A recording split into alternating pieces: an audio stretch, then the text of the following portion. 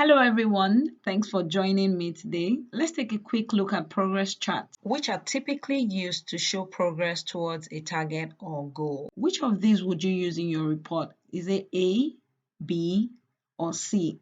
Let's take a quick look at how to create this chart. The first step is to create a donut chart. And to create that, I need at least two items that will sum up to 100%. What I have here is the average survey response rate.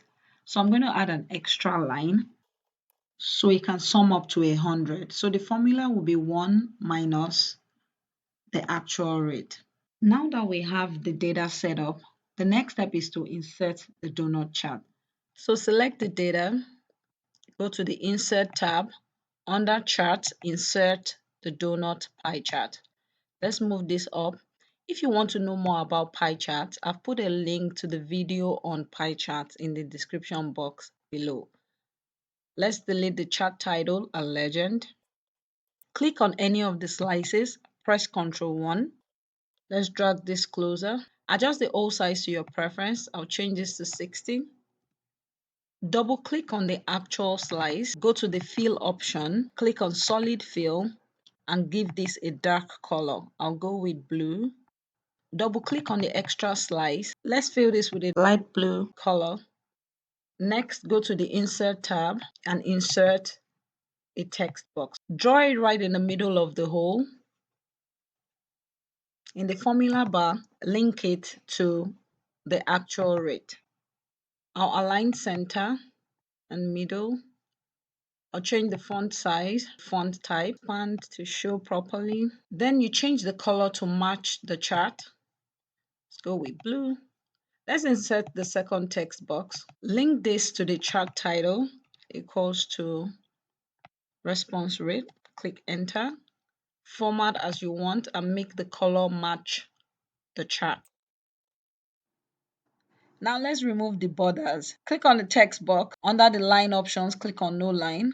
Click on the chart. Under border, click on no line. Now hold Ctrl to select the chart and the text box. Right mouse click and group. Now, anytime you move the chart, the text box moves as well. So let's test the chart by changing the actual rate. There you have it, guys. Let's move on to the next chart. Create a donut chart like we did for the first chart. Click on the chart. Once you see the square outline, press Ctrl C to copy and press Ctrl V to paste. You'll see that a duplicate of the donut chart has been created. Now double click on the inner slice of the extra item. Under Fill options, click on No Fill. Next, double click on the outer slice of the actual rate. Under Fill options, select No Fill. Now let's adjust the hole size. Let's take it down to 52. Click outside the box. There you have it. Let's test it. Okay, let's move on to the next chart. First step, create a donut chart like the first chart. Next, insert a helper series. Now the helper series has to sum up to 200%. Depending on how big you want the slices, you can have 10 rows of 20% or 20 rows of 10%. What I have here is 20 rows of 10%. Now to insert the helper series, right mouse click on any of the slices, click on select data, click on add, series name, helper series, series value, select the entire 20 rows of data, click OK. If you want wider slices, you can change it to 20% of 10 rows as long as it equals to 200%. Now click on the helper series, go to fill, click on solid fill and fill it with whatever color you want. Blue is okay. Now right mouse click on any of the slices, click on change series chart type. For response rate, click on secondary chart axis. Click OK.